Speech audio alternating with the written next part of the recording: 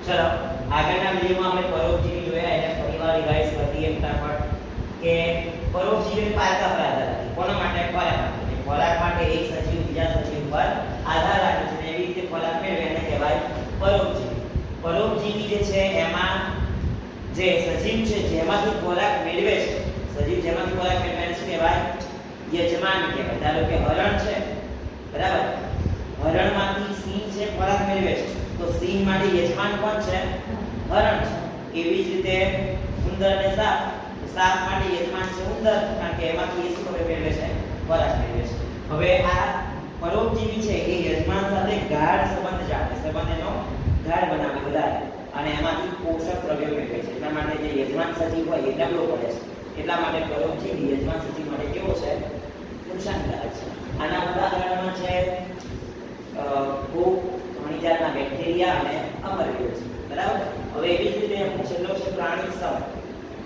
પ્રાણીસમ પોષણ પદ્ધતિ કોને કહેવાય તો પ્રાણીસમ છે એટલે કે પ્રાણી અન્ય વનસ્પતિ કે પ્રાણીના સમગ્ર દેહ એટલે આખા શરીર શું કરે ભક્ષણ કરે છે તો એવા પ્રકારના પોષણ પદ્ધતિને શું કહેવાશે પ્રાણીસમ પોષણ પદ્ધતિ પ્રાણીસમ પોષણ પદ્ધતિનું એક બીજું ઉદાહરણ પણ છે કે ઉદાય હોય તો ઉદાય શું કરે કોઈ વનસ્પતિ હોય લાકડું હોય તો એના આખા ભાગનું શું કરે છે ભક્ષણ કરે છે અજગર છે એ બીજા જે જીવો છે એના આખા ભાગનું શું કરે છે ભક્ષણ કરે છે મગર છે પછી બગલો છે બરાબર એ આખા શરીરનું ભક્ષણ કરે છે તો પ્રાણીસમ પોષણ પદ્ધતિ એટલે કે વનસ્પતિ કે પ્રાણી એટલે એક પ્રાણી હોય એ બીજા વનસ્પતિ કે પ્રાણીના સંપૂર્ણ દેહ એટલે આખા ભાગનું શું કરે છે ભક્ષણ કરે છે જેનો શિકાર કરીને પોતાનો ખોરાક મેળવતા હોય એને શું કહેવાય પ્રાણીસમ પોષણ પદ્ધતિ કહે છે હવે એને આપણે ઉદાહરણ જોઈશું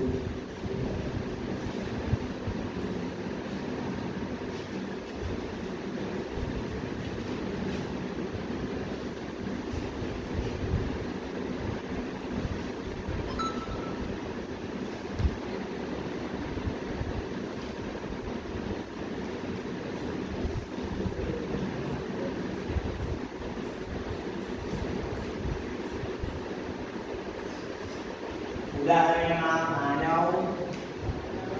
દેડકો અને અમૃતા આમાં આટલું વાક્ય છે અને પછીના વિડીયોમાં આપણે પ્રકાશ સંશ્લેષણની વાત કરવાની છે બરાબર એમ કીધું છે